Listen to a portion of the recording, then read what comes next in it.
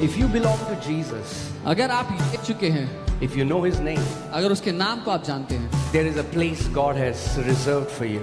तो एक जगह है जो परमेश्वर ने आपके लिए रखी है। And you know where that is? और आप जानते हैं वो कहाँ है? That is on the top.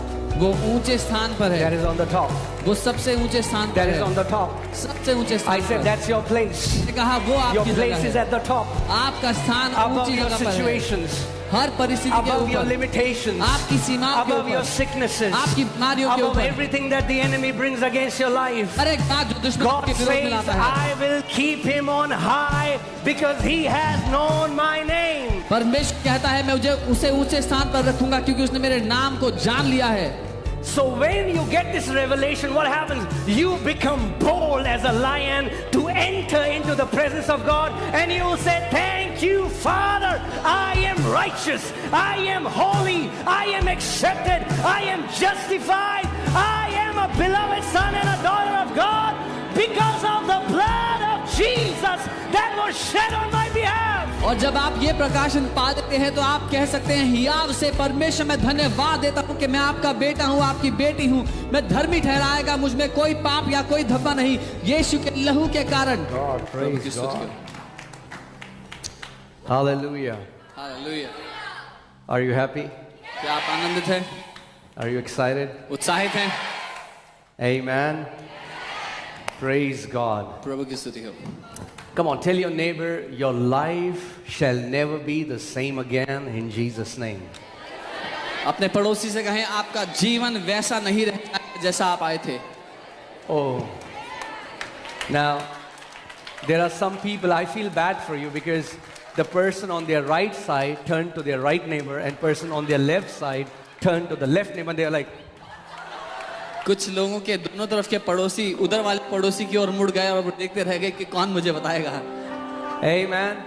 Even if your neighbor didn't tell you that, अगर आपके पड़ोसी ने आपको नहीं बताया तो भी there is an ever standby who always is by your side and he's speaking the word of life over you.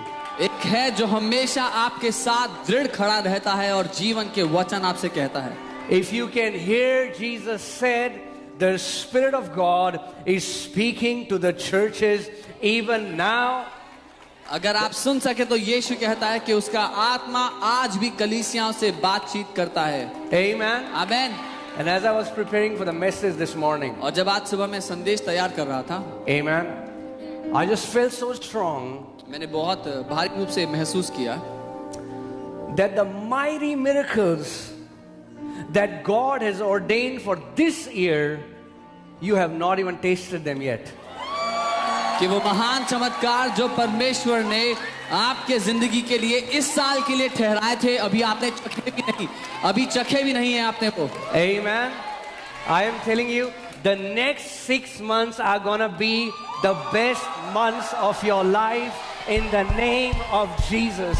मैं आपसे कह रहा हूं अगले 6 महीने अभी तक के आपके जीवन के सर्वोत्तम महीने होने वाले हैं यीशु के नाम में। Amen. There are victories waiting for you in the next 6 months. There are breakthroughs waiting for you in the next 6 months. There are testimonies after testimonies after testimonies waiting for you in the next 6 months before this year ends. ऐसी जय हैं जो आपका इंतजार कर रही हैं, ऐसे छुटकारे हैं जो आपका इंतजार कर रहे हैं, ऐसी गवाहियां हैं जो आपका इंतजार कर रही हैं इन अगले 6 महीने में जो अभी तक आपको नहीं मिले हैं। Amen. Praise God. Praise God. प्रभु की स्तुति हो। You remember the year that God told us? What was it? Anyone? The year of significance and great favor. परमेश्वर ने हमसे कहा था कि ये साल महत्वपूर्णता का और अधिक तरफदारी का साल होगा। Amen. I don't know about others, but whenever the Lord has given us a word like that, it has always come to pass. बाकी लोगों का मुझे नहीं पता, लेकिन जब कभी परमेश्वर ने हमें ऐसा कोई वचन दिया है वो हमेशा पूरा हुआ है। Amen. So are you expecting great favor? क्या आप उम्मीद कर रहे हैं महान तरफदारी आपकी जिंदगी में दिखाई देगी उसकी?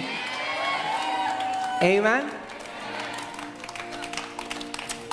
Favor has Okay, this is not the sermon, but I'm just flowing. Can I flow?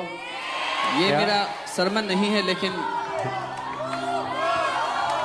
Okay, wait. God bless you.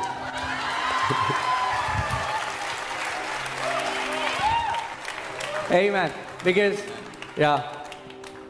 Because what you're going to receive is much more powerful than any currency of this world. क्योंकि जो आपको मिलने वाला है वो इस दुनिया की कितनी भी धनराशि से कई ज्यादा महान है। Amen. You know, some of you would know how aeroplanes fly. आप में से कुछ लोग जानते हैं कि एरोप्लेन्स कैसे उड़ते हैं। When aeroplanes attain a certain velocity, a certain speed, what happens is that speed gives a lift to that aeroplane. जब एरोप्लेन एक गति से चलने लग जाए और एक तेजी पकड़ ले तो वो तेज ही एरोप्लेन को ऊपर को धकेलती है हवा में। Speed will always lift you up. तेजी हमेशा आपको ऊंचाई देगी। And that's what favor does. When great favor starts operating in your life, God will give you acceleration, and when acceleration will hit you, He will lift you up. और यही होगा जब महान तरफदारी आपकी जिंदगी पर आती है तो परमेश्वर आपके जीवन को तेज गति देते हैं, तेजी से आप जीवन में आगे बढ़ते हैं और उसकी वजह से आप ऊपर ऊंचे उठाए जाते हैं अपने जीवन में। Amen. You know, the Bible says when the enemy comes in like a flood, Bible कहती है जब दुश्मन एक बाढ़ की तरह आएगा। flood will not give you any warning. बाढ़ किसी को चेतावनी नहीं देती। And the Bible says many times enemy tries to come in like a flood. और बाइबल बताती है कई बार दुश्मन बाढ़ की तरह आने का प्रयास करता है। But flood can only harm you लेकिन if you are down. बाढ़ केवल तभी नुकसान कर सकती है अगर आप भूमि पर हैं, नीचे हैं। If you're flying on an aircraft and you're seeing the floody area, you are unaffected by it.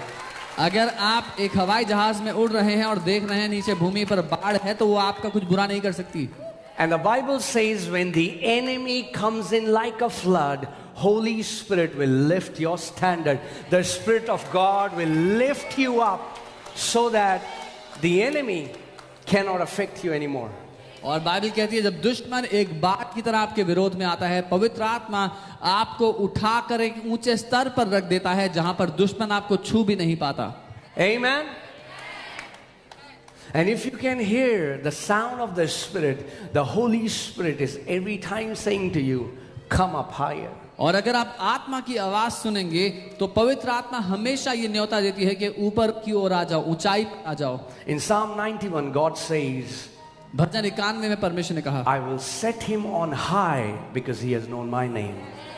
क्योंकि उसने मेरे नाम को जाना है, मैं उसे ऊंचे स्थान पर रख दूंगा। Amen.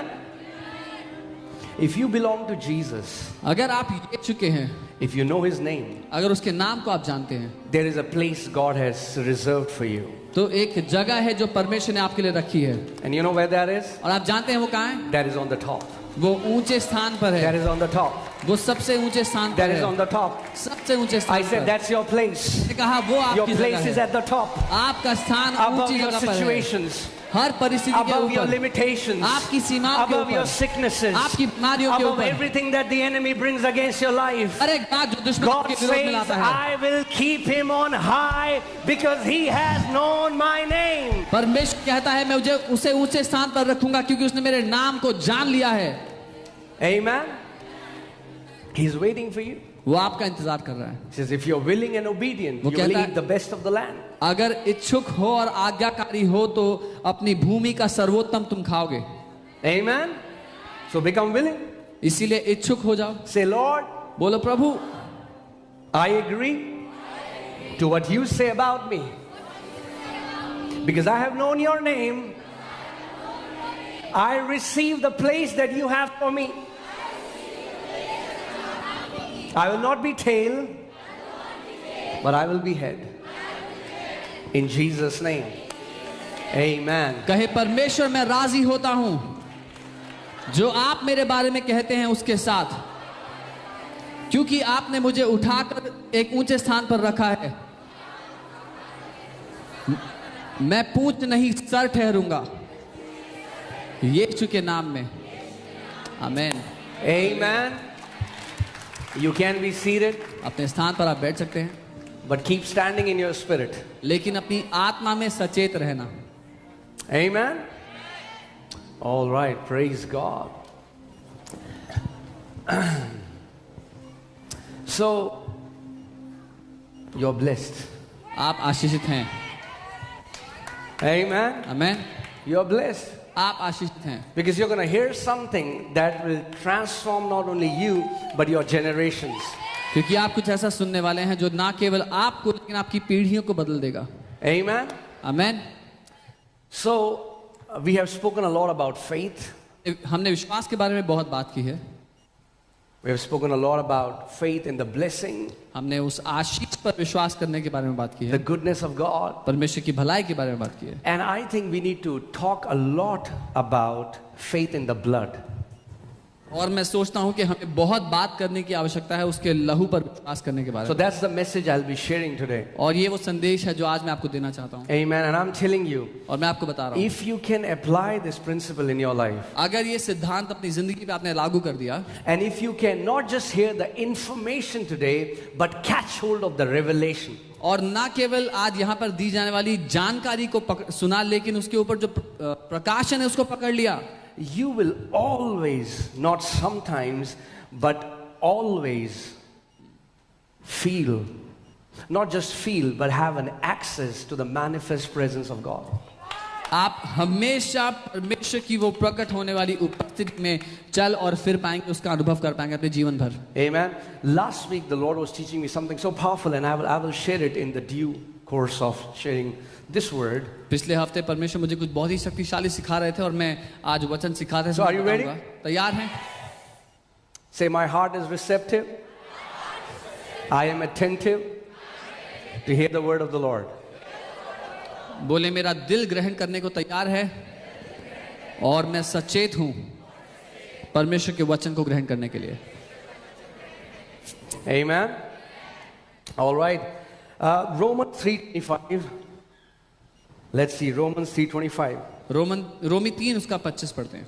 And it says, whom God has set forth to be a propitiation through faith in his blood. और यहाँ लिखा है उसे परमेश्वर ने उसके लहू के कारण एक ऐसा Right? प्रायश्चित ठहराया। Say faith in his blood. उसके लहू पर विश्वास, Faith in his blood. उसके लहू पर विश्वास। Many Christians don't have faith in the blood of Jesus. बहुत से मसीही लोग विश्वास नहीं रखते यीशु के लहू पर। It has just become a mere a cliche that we speak about. बहुतों के लिए वो केवल एक कहावत है, But we don't understand the depth of the blood of Jesus लेकिन यीशु के लहू की जो गहराई है उसको वो नहीं समझते and what it has accomplished और उसने क्या पूरा कर दिया है and what it is continually doing in our lives even right now. और वो इस समय हमारे जीवन में निरंतर क्या कर रहा है उसको। That's why there are very few Christians who carry the boldness. इसीलिए बहुत कम मसीही लोग हैं जो साहस रखते हैं। Amen. आमीन। So yeah, let's read this again. आइए हम इसको दोबारा पढ़ते हैं। Through faith in his blood to declare his righteousness for the remissions of the sins that are past through the forbearance of God. उसके लहू पर विश्वास रखने के द्वारा जो धार्मिकता के लिए उसके पापों की क्षमा के लिए उसने बहाया।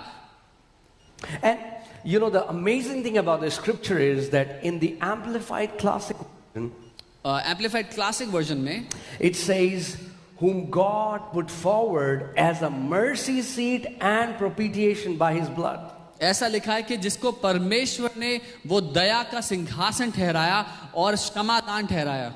Mercy seat, what is mercy seat? दया का सिंहासन क्या है? In Exodus 25, निर्गमन 25 में in verse 22, उसकी 22वीं आयत में God says this to Israelites. परमेश्वर इस्राएलियों से कहता है, And he says, and there I will meet with thee and I will commune with thee. और वो कहता है वहां मैं तुझसे मिलूंगा और तुझसे बातचीत करूंगा। Can I say something? कुछ कह सकता हूं? So many believers pray but very few encounter God. बहुत सारे विश्वासी प्रार्थना करते हैं लेकिन बहुत कम है जिनका आमना सामना परमेश्वर से होता है. And God says, it is at the mercy seat I will meet you. और परमेश्वर कहता है वो दया का सिंहासन है जहां मैं तुमसे मिलूंगा. So the location of God where you can meet him is the mercy seat. सो परमेश्वर का पता जहां आप उससे मिल सकते हैं वो दया का सिंहासन है. Let me say that again. मैं दोबारा कहता हूं. The location of God where you can meet him is the mercy seat. परमेश्वर का पता जहां आप उससे मिल सकते हैं वो दया का सिंहासन है. And God says, there at the mercy seat I will meet with thee. और परमेश्वर कहता है वहां उस दया के सिंहासन पर मैं तुझसे मिलूंगा. Amen. आमीन. And I will commune with thee. और तुझसे बात करूंगा. Mercy seat was the place where the blood was applied. दया का सिंहासन वो जगह है जहां पर लहू लगाया जाता था. Mercy seat was the place where God's glory was manifested. वो जगह है जहां परमेश्वर की महिमा नजर आती है. It is a place where you receive mercy for your failures. वो जगह है जहां अपनी नाकामियों के लिए आपको दया मिलती है. Amen. If you want to receive, अगर आप ग्रहण करना चाहते हैं, enjoy, आनंद लेना चाहते हैं and possess the full inheritance that belongs to you in Christ Jesus, it will only happen to you through the blood of Jesus. और कब्जा करना चाहते हैं उस पूरी विरासत पर जो यीशु में आपको दे दी गई, वो केवल यीशु के लहू के द्वारा ही हो पाएगा. And that's what religion has done. What happened is when there were believers who started to live holy, they started to live better than anyone else, their faith came on them rather than the blood. और धर्म ने यही किया, जब लोग अपने धार्मिक कामों पे, अपने भले कामों के भरोसे जीने लग गए दूसरों के बदले, दूसरों की तुलना में, तो उनका भरोसा अपने धार्मिक कामों पर आ गया. And that's why Christianity today is so powerless, because it has just become mere behavior modification. और इसीलिए आज मसीहत इतनी कमजोर हो गई है क्योंकि वो सिर्फ व्यवहार बदलने के बारे में बन गई. And we don't understand that we were never called to have faith in ourselves. We were called to have faith in the blood of Jesus that is alive and that is eternal. और हम ये नहीं समझते कि हम अपने कामों पर भरोसा करने के लिए, विश्वास करने के लिए नहीं बुलाए गए, लेकिन यीशु के लहू पर भरोसा करने के लिए बुलाए गए जो अनंत के लिए भाग चुका है. Amen. See, for example, you're fixing a meeting with someone. You say, Pastor, I want to meet you. Let's meet. Your second question should be, where should we meet? उदाहरण के लिए आप किसी से कहते हैं कि मैं आपसे मिलना चाहता हूँ और वो कहते हैं हाँ, तो दूसरा सवाल होगा कहाँ मिलना है. Where should we meet and what time should we meet? कहाँ मिले, कितने बजे मिले. Amen. And when you have an appointment with God, और जब परमेश्वर के साथ आपकी मुलाकात होती है, the address is mercy seat, उसका पता वो दया का सिंहासन and है, the time is whenever you are available. और समय है जब आप उपलब्ध हैं तब. If you are available, your heavenly Father says, I am available. अगर आप उपलब्ध हैं, आपका स्वर्गीय पिता कहता है मैं But he उपलब्ध हूं. tells you where he will meet you. लेकिन वो आपको जगह बताता है कहाँ वो मिलेगा. He will meet you at the mercy seat. वो आपको उस सिंहासन पर मिलेगा. Amen. You know, God will meet you any place where the blood is honored, and the blood, you enter through the blood. परमेश्वर आपको किसी भी उस जगह मिलेगा जहां पर उसके लहू का आदर है, उसके लहू के द्वारा ही आप प्रवेश करते हैं. Amen. You know, that's the crazy thing about the power of the blood. लहू की जो सामर्थ्य है उसके बारे में. If you trust in your own righteousness, अगर आप खुद के धार्मिक कामों पर भरोसा करेंगे, you will never have boldness to go before God. तो आप कभी साहस नहीं रख पाएंगे परमेश्वर के सामने जाने के लिए. And can I tell you one thing? और एक बात बताऊं, Hear this carefully. ध्यान से सुनिए. The only thing that opens the doors to the manifest glory of God is boldness. केवल एक ही दरवाजा है जो परमेश्वर की उस महिमा के लिए आपका दरवाजा खोलता है, वो है हियाव, साहस. Now, I really want you to pay close attention, because I might say some things that are a little deep, and I'll try to simplify it. Last week, God showed me, you know, there is a mercy seat in our soul. There is a seat, a throne in our soul. मैं कुछ बातें कहूँगा जो बहुत गहरी हैं, लेकिन आप समझेंगे. हमारे दिल के अंदर, हमारे प्राण के अंदर एक दया का सिंहासन है. Okay? And for many people, even many believers, they are sitting on that throne. और बहुत से विश्वासी भी उस सिंहासन पर खुद बैठे हुए हैं. They are the God of their lives and they don't know it. वो खुद अपने जीवन के ईश्वर हैं और वो नहीं जानते ये बात. So even though they are saved, their spirit is in union with God, but in their soul, God has no access to their soul. हालांकि उन्होंने नया जन्म पा लिया है, उनका आत्मा परमेश्वर के साथ एक हो चुका है, लेकिन उनके प्राण में परमेश्वर को अनुमति नहीं है. They do what they feel like doing. वो करते हैं जो उनका करने का मन करता है. Are you guys with me? मेरे साथ हैं. And majority of believers, और अधिकतर विश्वासी, I just want to be careful how I'll share this. कैसे कहूँ, मैं ध्यान से कहना चाहता हूँ इस बात को. Majority of believers, अधिकतर विश्वासी, they are either living in self-righteousness or they are living in condemnation. या तो वो अपने धार्मिक कामों पर भरोसा करते हुए अपनी आंखों में सही जीवन जी रहे हैं, या फिर वो एक दोष भावना में जीवन बिता रहे हैं. In simple words, they think either they are too good or they think they are too bad. आसान शब्दों में कहूं तो या तो विश्वासी समझते हैं कि वो बहुत ही ज्यादा अच्छे हैं, या वो समझते हैं वो बहुत ही ज्यादा बुरे हैं. And the problem with that is, it's still about them. और इस मुद्दे में समस्या यह है कि अभी भी केंद्र वो खुद हैं. Amen. The Israelites who were inside their house when God told them to sacrifice the lamb, their confidence, their faith was not in their ability. Their faith was what in God said about the sacrifice of the lamb. जो इजरायलियों को परमेश्वर ने मेमने को वध करके उसका लहू लगाने को कहा था, उन इजरायलियों का भरोसा अपने अच्छे कामों पर नहीं था, अपनी क्षमता पर नहीं था. उनका भरोसा परमेश्वर ने जो कहा था उस बलिदान के बारे में, उस बात पर था. I just pray that I can, God will give me that friends too. Many times it's in there, but I'm not able to bring it out. मैं Okay. यही प्रार्थना करता हूँ कि परमेश्वर मुझे वो शब्द दे. भीतर होता है पर बाहर नहीं आता. So if you are living in your strength or your weakness, you will never carry boldness. अगर आप अपनी मजबूतियों में, अपनी कमजोरियों में जिएंगे तो आप कभी भी साहस में नहीं जिएंगे. And as I said, in your spirit man, you're already united with God. और जैसा मैंने कहा था, अपनी आत्मा में परमेश्वर के साथ एक है. But what you're experiencing right now is what is happening in your soul. लेकिन जो आप अनुभव कर रहे हो जीवन में, वो है जो आपके प्राण में समय हो रहा है. Are you guys with me? मेरे साथ हैं. You're experiencing what is happening in your soul. आप वो अनुभव कर रहे हो जो आपके प्राण में समय हो रहा है. That's why the Bible says in Hebrews 4:16, let us therefore come boldly to the throne of grace. इसीलिए इब्रानी 4:16 में लिखा है, तो हम साहस से उस अनुग्रह के सिंहासन के सामने आ जाते हैं. Let us do what? Come boldly. हम साहस के साथ आते हैं.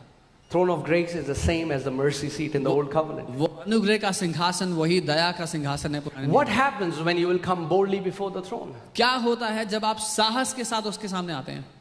You will obtain mercy आप दया पाते हैं and find grace और अनुग्रह पाते हैं in the time of need.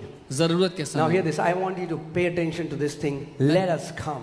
मैं चाहता हूं ध्यान से देखें, यहाँ पर लिखा है आओ हम. There is a coming. आने की आवश्यकता है. There is a coming from your side. हमारी ओर से, आपकी ओर से. Many believers, when they hear the message of grace, they think now, okay, everything will happen automatically. No, there is a coming that God expects from your side. बहुत से विश्वासी जब अनुग्रह का संदेश सुनते हैं तो वो कहते हैं अपने आप हो जाएगा, लेकिन बाइबल बता रही है आवश्यकता है हमें आने की. You want to obtain mercy? You want to find grace? God says, come. क्या आपको दया चाहिए अपने जीवन के लिए, अनुग्रह की आवश्यकता है, तो परमेश्वर कहता है आओ. The Bible never says that it will automatically fall in your lap. If you have to find mercy and obtain grace, God says you have to come to me and you have to come boldly. Bible कहती है अपने आप नहीं होगा. अगर आपको अनुग्रह की आवश्यकता है और दया की आवश्यकता है तो आपको आना होगा मेरे सामने और साहस के साथ आना होगा. Amen? Amen. It's only the boldness that will open the doors to the mercy seat. केवल साहस ही है जो उस अनुग्रह के, उस दया के सिंहासन का दरवाजा खोलेगा आपके लिए. Prayers like, oh God, I am mud, I am dust, I am nothing, I am an insect. These kind of prayers don't open the access gate to the glory realm of God. इस तरह की प्रार्थना कि मैं तो मिट्टी हूं, मैं तो कीड़ा हूं, मैं तो ये हूं वो हूं, इस तरह की प्रार्थनाएं उस सिंहासन का दरवाजा नहीं खोलते। False, you know what? God can smell false humility from far. परमेश्वर झूठी नम्रता को दूर से सूंघ लेता है, पहचान लेता है। You aren't impressing God when we say words like these. ऐसी बातें कहकर आप परमेश्वर को आनंदित नहीं कर रहे, खुश नहीं कर रहे। Amen. आमीन। God says there is only one attitude that will allow you to enter in my presence in your soul, and that is when you come to me with boldness. परमेश्वर कहता है एक ही रवैया है जिसके द्वारा तुम मेरे सिंहासन के सामने आ सकते हो अपने उस प्राण में, और वो है साहस के साथ। Amen. Let us therefore, इसीलिए हम, whenever you read therefore in the Bible, you need to ask what is therefore. जब कभी बाइबल में आप पढ़ते हैं कि इसीलिए, तो आपको पता लगाना है किस लिए। Many times the Bible says therefore. Bible कहती है इसीलिए। So stop. रुक जाओ। Says why is therefore? तो पूछो कि इसलिए क्यों लिखा है। And you will find it when you will go to a scripture that's before it. और जब आप उससे पीछे की आयत में जाएंगे तो आपको जवाब मिल जाएगा। How can you have boldness? कैसे साहस होगा? How will you have boldness? कैसे आपके पास हियाव होगा, साहस होगा? Because the Bible says, for we do not have a high priest who cannot sympathize with our weaknesses. क्योंकि बाइबल कहती है हमारा ऐसा महायाजक नहीं है जो हमारी कमजोरियों के साथ, हमारी कमजोरियों में हमें अनदेखा कर दे। Now wait a minute. We think, हमें लगता है, as long as we have weaknesses, we cannot have boldness. हमें लगता है कि जब तक हमारे जीवन में कमजोरियां हैं हम साहस नहीं रख सकते। Isn't that true or not? है कि नहीं है? But God knows you and I, we have weaknesses in our soul. लेकिन परमेश्वर जानता है कि आप और मैं अपने प्राण में कमजोरी हैं। And isn't that crazy that the Bible doesn't say that our high priest will beat us up for our weaknesses, but the Bible says he sympathizes with our weaknesses. और क्या ये हैरानी की बात नहीं, बाइबल ये नहीं कहती कि हमारा जो महायाजक है वो हमें पीटेगा हमारी कमजोरियों के लिए। बाइबल कहती है वो हमारे पे सहानुभूति रखता है, वो हमें समझता है हमारी Now कमजोरी। wait a minute, God. एक मिनट परमेश्वर, You know we have weaknesses and you expect us to come with boldness. आपको पता है कि हमारे अंदर कमजोरियां हैं और आप चाहते हो कि फिर भी हम साहस के साथ आएं। God never said, overcome your weaknesses first and then come in my presence boldly. परमेश्वर ये नहीं कहता पहले अपनी कमजोरियों पे जय पाओ फिर मेरे सामने बल के साथ, साहस के साथ आओ। Isn't that what religion teaches us? या ये नहीं जो धर्म हमें सिखाता है? But Bible is saying we have a high priest. Bible कह रही है हमारा एक महायाजक है। Praise God, we have a high priest. प्रभु की स्तुति हो, हमारा एक महायाजक है। And we have a high priest who was tempted in every way you and I are tempted. और हमारा एक ऐसा महायाजक है जिसकी हर उस बात में परीक्षा हुई जिसमें आपकी और मेरी परीक्षा होती है। And yet was without sin. और फिर भी वो बिना पाप के रहा। That means when you are tempted, इसका मतलब जब आप किसी परीक्षा में पड़ते हो, run to your high priest. अपने महायाजक के पास भाग जाओ। He will teach you how to overcome that temptation without sinning. वही आपको सिखा सकता है कि कैसे उस परीक्षा पर जय पानी है बिना पाप किए हुए। Amen. आमीन। And even if you fell, और अगर you उसमें stumbled, अगर आप लड़खड़ा भी गए, उस परीक्षा में गिर भी गए, he sympathizes you. वो आपके साथ सहानुभूति He रखता says, है। come on, वो कहता है I'm ऊपर आ going to जा। teach you. मैं तुझे If you सिखाऊंगा। hear my voice, अगर तुम मेरी if you आवाज को obey सुनो, my instruction, मेरी- if you follow the leading of my spirit, मेरी आत्मा के चलाए चले, मेरे निर्देशों को माने, I'm going to show you a way तो मैं तुझे रास्ता दिखाऊंगा that's out of this temptation जो इस परीक्षा से so बाहर that you can live निकालेगा, as an overcomer. ताकि जयवंत जीवन जी पाओ। Amen. आमीन। He was all points tempted as we are. He was in all points tempted as we are.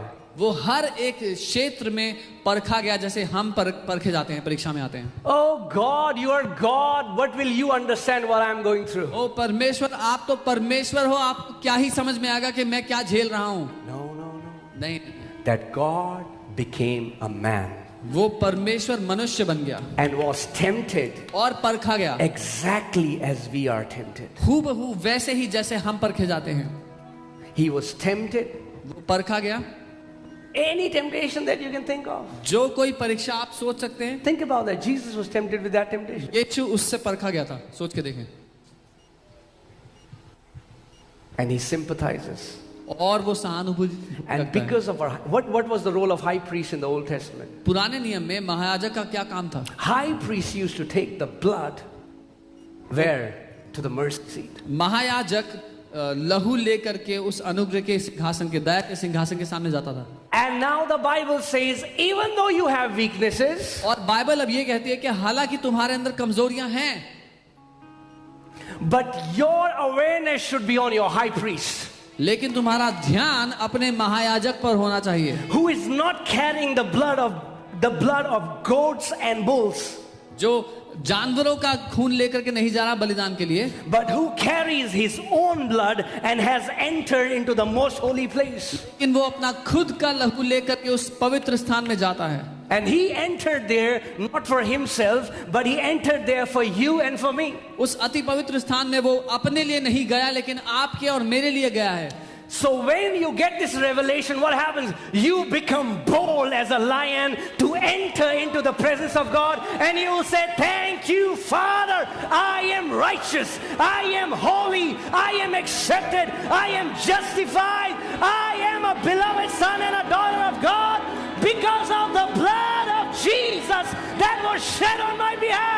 और जब आप ये प्रकाशन पा देते हैं तो आप कह सकते हैं, हियाव से परमेश्वर मैं धन्यवाद देता हूं कि मैं आपका बेटा हूं, आपकी बेटी हूं, मैं धर्मी ठहराएगा, मुझ में कोई पाप या कोई धब्बा नहीं, यीशु के लहू के कारण। Amen. So take your eyes off yourself. इसीलिए अपनी आंखें अपने आप से हटा दो। If you focus too much on your strength, you will become proud. If you focus too much on your weaknesses, you will become discouraged. Take your eyes off your strengths. Take your eyes off your weakness. Put your eyes on Jesus, who is your high priest and who took the blood for you. अगर अपनी आंखें अपने बल, अपनी क्षमता पर रखोगे तो घमंडी हो जाओगे। अगर अपनी आंखें अपनी कमजोरियों पर रखोगे तो दोष में जियोगे, निर्बल हो जाओगे, निराश हो जाओगे। इसलिए अपनी आंखें उन सब से हटाओ और अपने उस महायाजक यीशु पर अपनी आंखों को लगाओ। Amen. The gospel isn't about how awesome you are. सुसमाचार इस बारे में नहीं कि आप कितने बढ़िया हैं। The gospel is about how awesome he is. सुसमाचार इस बारे में है कि वो कितना बढ़िया है। Amen. The gospel isn't about how strong you are. The gospel is, even though you are weak, his strength is perfected in your weaknesses, and he gives you his strength, and his strength manifests even in the times of your weakness. He makes you strong. सुसमाचार इस बारे में नहीं कि आप कितने मजबूत हैं, लेकिन इस बारे में कि हालांकि आपके अंदर कमजोरियां हैं, फिर भी वो इतना बलशाली है कि अपनी आपकी कमजोरियों में अपने बल को वो प्रकट करता है। Amen. Thank God for the blood of Jesus. प्रभु का धन्यवाद हो यीशु के लहू Oh, के लिए। if we can, I'm telling you, I am preaching it, but can I be honest? I would say I only know 2% of the revelation, what is there in the blood of Jesus. मैं इसके बारे में प्रचार कर रहा हूं, लेकिन मैं केवल 2% ही जानता हूं उस प्रकाशन को जो यीशु के लहू में है। Amen. And it's time for you to learn that 2% first, and then we'll go further. और समय है कि पहले आप वो 2% सीख लें, फिर हम आगे जाएंगे। Amen. Because I'm telling you, that 2% has given me so much boldness, and I've seen so much victories by just knowing the revelation. Just 2% is so much. क्योंकि उस 2% ने मुझे इतना साहस दिया है। मैं ये जानता हूं कि वो 2% प्रकाशन काफी है आपको साहसी बनाने के लिए। Amen. So let's have 2% first, and then God will unfold more. तो पहले 2% ले लेते हैं, फिर परमेश्वर और खोलते चले जाएंगे हमारे लिए। Amen. आमीन। You know, for example, a very rich man, a king, opens his palace and only for his very close people. उदाहरण के लिए एक राजा अपने करीबी लोगों के लिए ही अपने महल को खोलता है। And you were invited. और आपको न्योता मिलता है। You went there, आप वहां गए, posted a picture. आपने एक फोटो डाल People the, will come to you. लोग आपके पास आएंगे। How come you got the access? कैसे तुम पहुंच गए महल में? What gave you access? किस बात से तुम्हें अनुमति मिली अंदर जाने की? You know, there is an awesome, powerful God. एक अद्भुत शक्तिशाली परमेश्वर है And he gives us access through the blood of His Son, और अपने Jesus Christ. बेटे के लहू के द्वारा, अपने बेटे के लहू के द्वारा वो हमें अनुमति देता है प्रवेश करने की। Amen. Please understand what I'm saying. समझे जो मैं कह रहा हूँ। That's why even so many believers in their soul, इसीलिए बहुत से विश्वासी अपने प्राण में, in their soul, they don't enjoy the access to God. Even in their spirit man, the work has been perfected, but in their soul, हालांकि उनकी आत्मा में काम सिद्ध हो चुका है, लेकिन अपने प्राण में वो परमेश्वर को पहुंच नहीं पाते, उनको लगता है कि वो बहुत दूर है उससे। and God says, और परमेश्वर कहता है, in your soul, where you have feelings, where you have emotions, where you have will, where you have decision making, God says, I'm going to meet you there. आपके प्राण में जहां पर आपके पास इच्छा शक्ति है, भावनाएं हैं, ये सारी बातें हैं, वहां परमेश्वर कहता है मैं तुझे वहां मिलूंगा। Amen. आमीन। Let's see the scripture, Ephesians 3:12. Let's read it in the NLT version. इफिसियों 3:12 को देखते हैं। It says, because of Christ and our faith in Him, we can now come boldly and confidently into God's presence. और यहाँ लिखा है मसीह की वजह से और हमारे उस पर विश्वास करने की वजह से अब हम हियाव के साथ और साहस के साथ परमेश्वर की उपस्थिति में आ सकते Now hear हैं। this carefully. We can now come. अब हम आ सकते हैं। It will not happen automatically. अपने आप नहीं हो रहा, You'll have to make a decision. आपको निर्णय लेना है। Say, I can now come. Say, I can now come. बोले अब मैं आ सकता हूँ। Where? कहाँ? You know, King James and NKJV, and there are so many versions which talk about the most holy place. बहुत सारे अनुवादों में ऐसा लिखा है जो अति पवित्र स्थान है। You now have access to the most holy place. अब आपके पास प्रवेश करने की अनुमति है उस अति पवित्र स्थान में। In your soul, अपने प्राण में you can enter into the most holy place and have the most profound encounters with God. आप उस अति पवित्र स्थान में आकर परमेश्वर के साथ अद्भुत आमना सामना कर सकते हैं। Amen. Exercise your right of access and draw near. प्रवेश करने का जो आपको हक दिया गया है उसका इस्तेमाल करें और परमेश्वर के निकट आए। See what happens. Therefore, so many Christians, they go into their prayer closet and they start praying. And the moment they start praying, bam! All their failures, their mistake, the wrong things that they did are in front of them. कई बार लोग जब प्रार्थना करने जाते हैं, प्रार्थना कक्ष में बैठते हैं, तो प्रार्थना जैसे करना शुरू करते हैं, उनके सामने उनके सारी निराशाएं, सारी हार, सारी गलतियां सामने आके खड़ी हो जाती हैं। And Satan he's a master deceiver. He knows the day you know who you are in Christ and what Christ's blood has done for you, you will be liberated. So what he does is, he keeps bombarding you to tell you how wrong you still are. और शैतान धोखा देने में एक number का है, इसीलिए वो जानता है कि अगर आपको वो धोखा देता रहे, उन सारे झूठों को आप पर डालता रहे कि कितनी गलत है, आपने कितनी गलतियां की हैं। Amen. Now I'm about to tell you something. Are you ready for that? The main culprit is your conscience. और इस सब का जो दोषी है वो आपका खुद का विवेक। Okay. And last week the Lord was just showing me, and I'll try to give you an analogy in the best way I can. Okay. और पिछले हफ्ते प्रभु मुझे सिखा रहे थे और मैं सबसे बेहतर उदाहरण जो दे पाऊँ वो दूंगा। And I want to share so much, but you're hearing so slow, so that's okay. मैं इतना कुछ बताना चाहता हूँ लेकिन आप बहुत धीरे धीरे सुन रहे हैं, कोई बात नहीं। So you need to hear fast. आपको तेज तेज सुनना पड़ेगा। Okay? Yeah. Whatever you are experiencing right now, जो कुछ आप अभी अनुभव कर रहे हो, whatever, जो कुछ भी, it is produced by what you are conscious of. वो उस बात से पैदा हो रहा है जिस बात पर आप सचेत हैं, जिस पर आपका मन लगा हुआ है। And the Lord just showed me like a throne, and He saw how human conscience is sitting on that throne as God. और परमेश्वर ने मुझे एक सिंहासन दिखाया और दिखाया कि कैसे उस सिंहासन पर मनुष्य का विवेक बैठा हुआ है परमेश्वर बनकर। Your conscience sits there as God. आपका खुद का विवेक आपके दिल में उस सिंहासन पर ईश्वर बन बैठा है। An evil conscience. एक दुष्ट विवेक। Let's read the scripture first. इस वचन को पढ़ते हैं पहले। Hallelujah. Let us draw near. Are you seeing how many times Paul speaks about coming, drawing near, coming to the presence? This is Hebrews 10:22. इब्रानी 10 उसका 22। Hebrews 10:22. It says, "Let us draw near with a true heart in full assurance of faith." तो आओ हम सच्चे मन और पूरे विश्वास के साथ, Having our hearts sprinkled from an evil conscience. और विवेक का दोष दूर करने के लिए हृदय पर छिड़काव लेकर।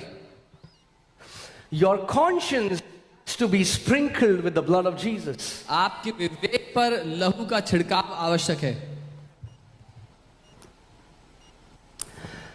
Oh man, are you guys with me? Okay, let me share it this way. You know what Bible call consciousness? It's simply in today's term awareness. Bible जिसको विवेक कहती है वो आज की भाषा में कहे तो सचेतता है आपका। Okay, all right. So wherever your conscience focuses, that's consciousness. जिस किसी बात पर आपका विवेक ध्यान देता है उसी के लिए आप सचेत रहते हैं जीवन में। I want you to see your consciousness as light. और मैं चाहता हूं आपका जो सचेत रहना है उसको आप एक लाइट देखें। Wherever your consciousness is, that part is highlighted in your life.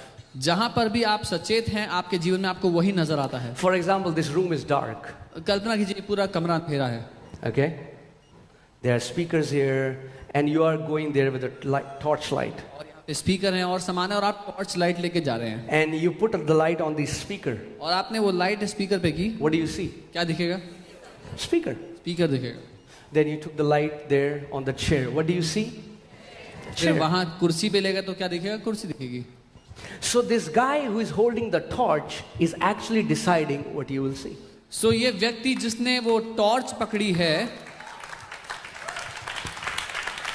जिस व्यक्ति ने टॉर्च पकड़ी है वो निर्णय लेता है कि आप किस बात को देखोगे। Your evil conscience. आपका वो दुष्ट विवेक, The enemy uses your evil conscience to continually show you your weaknesses, your faults and how wrong you are. दुश्मन निरंतर उस दुष्ट विवेक का इस्तेमाल करता है आपको आपकी गलतियां, खामियां, कमजोरियां दिखाने के लिए। Now hear this. सुनिए, I've told you before that everybody of us, every one of us, everyone in this world is either experiencing a portion of heaven or is experiencing a portion of hell. और मैंने पहले भी बताया कि हम में से हर कोई इस पृथ्वी पे हर कोई व्यक्ति या तो स्वर्ग का एक अंश अनुभव कर रहा है या फिर नरक का एक अंश अनुभव कर रहा है अपने जीवन में। Now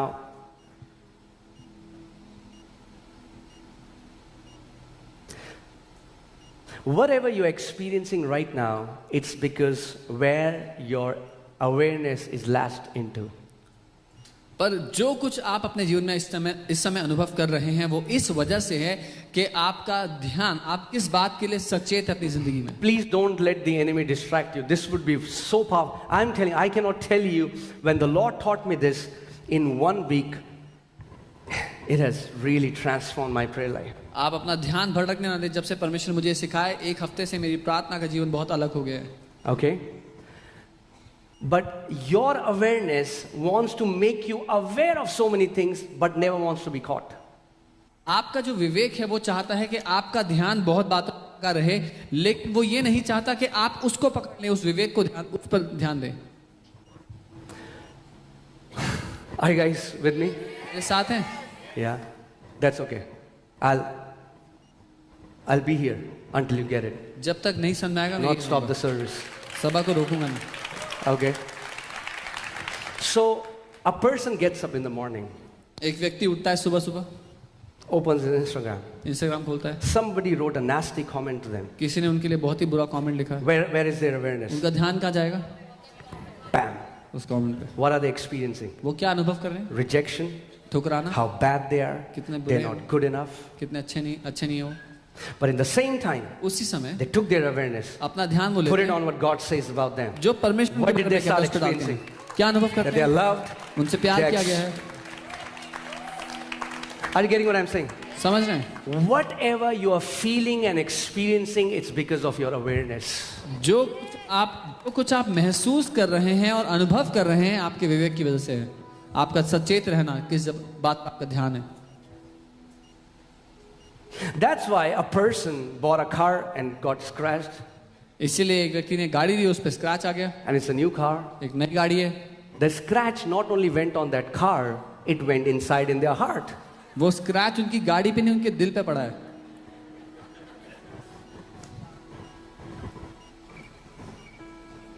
And their conscience, they're aware of that. They're like, और if उनका only I would have seen that man. और उनका I would पूरा have- ध्यान उस स्क्रैच पर है कि अगर मैंने उस इंसान को देख लिया होता पहले ही I would have given him a scratch. तो मैं उसको स्क्रैच कर देता। That's why people are experiencing grief when there is no genuine grief. इसीलिए लोग दुख का अनुभव कर रहे हैं जब दुखी होने का कोई कारण ही नहीं है। Now, there is genuine grief, no doubt about it. असल दुख भी होता है लोगों को, But I'm telling you, 5% is the genuine grief, 95% is a made up grief by your conscience. लेकिन 5% दुख असल दुख होता है और बाकी का जो है वो मन घड़ंत बनाया हुआ दुख होता है आपके विवेक के द्वारा। Amen? You got saved, you're growing in the Lord, you bought a new bike, you are so excited. Well, I thank you, Father. Your awareness is on your gratefulness, your gratitude. आपने नया जन्म पाया, उसके बाद आपने एक bike ली और आप बहुत ही धन्यवादित हैं, प्रभु को धन्यवाद दे रहे हैं। आपका पूरा ध्यान धन्यवादिता पे है। You call your best friend, आप अपने बेस्ट फ्रेंड को कॉल said, करते I'm हैं, coming to meet you. मैं तुमसे मिलने आ रहा हूँ। You went to their house, घर गए, you're excited, you're thankful, you're like, बहुत- Jesus, you're best. बहुत खुश हैं आप, बहुत धन्यवाद दे रहे हैं। And you परमेश्वर, आप stopped बहुत at अच्छे हैं। their house and there is a brand new car there. Your friend just bought a brand new car. और जैसे ही अपने दोस्त के घर आप पहुंचे, आपके दोस्त ने बिल्कुल नई गाड़ी खरीदी है। The awareness that was on the gratitude, वो ध्यान जो धन्यवादिता पे था, you unplug that, वहां से हटा दिया आपने उसको। and you know what I'm saying. और आप जानते हैं मैं क्या कह रहा हूँ। Two of you went to apply for a job. दो लोग नौकरी के लिए अप्लाई करने गए। You are the one who got this guy in the church. आप ही वो व्यक्ति हैं जो इस दूसरे इंसान को चर्च में You are लेके the आए one थे। mentoring this guy. आप ही हैं जो उस दूसरे व्यक्ति को सिखा रहे हैं प्रभु You के बारे both में। applied for a job. He got selected. You got rejected. You forgot your call. आप दोनों ने एक नौकरी के लिए अप्लाई किया, वो उनको तो ले लिया नौकरी में, आपको ठुकरा दिया और आप भूल गए कि प्रभु ने आपको किस लिए बुलाया था। This guy is sending you a message, praise the Lord, brother, but you are not replying. अब ये भाई आपको मैसेज कह रहा है जय मसीह की भाई, और आप कोई रिप्लाई नहीं कर रहे हैं। You're getting what I'm saying, right? आप समझ रहे हैं? You are experiencing hell right now. आप इस समय नरक का अनुभव कर रहे हैं। What do people experience in hell? Jealousy, bitterness, competition, all these things. You have started to experience it even though nothing bad happened to you. But because your awareness went there, you experience what you're aware of. और नरक में लोग क्या अनुभव करते हैं? ईर्ष्या, जलन, प्रतिस्पर्धा, और वो सब अपने जीवन में आप इसलिए कर रहे हैं क्योंकि आपका ध्यान उस बात पर चला गया है। Display team, can you put it on the screen? You experience what you're aware of. आप वही अनुभव करते हैं जिस बात के लिए आप सचेत हैं। Somebody got betrayed, किसी ने धोखा खाया जीवन में, got divorced, or something happened. या किसी का तलाक हो गया, कुछ बुरा हुआ। It's been 20 years. 20 साल हो गए इस बात को। They are still aware of that betrayal. वो अभी भी उस धोखे को लेके बैठे हुए हैं। Even though it's been 20 years, every day it's fresh. They experience it because their awareness it's latched to that event. हालांकि 20 साल बीत गए हैं, लेकिन उनके लिए वो बात बिल्कुल ताजी है क्योंकि उनका पूरा ध्यान वो सिर्फ उसी बात पर लगा हुआ है। So hear this. सुनिए, Some people say, I felt that because that is what happened to me. That's not right. कुछ लोग कहते हैं मुझे इसीलिए ऐसा महसूस होता है क्योंकि मेरे साथ ऐसा हुआ था। You are experiencing that because that is what you are aware of. नहीं, आप इसलिए वो अनुभव कर रहे हैं क्योंकि आपका ध्यान उस बात पर है।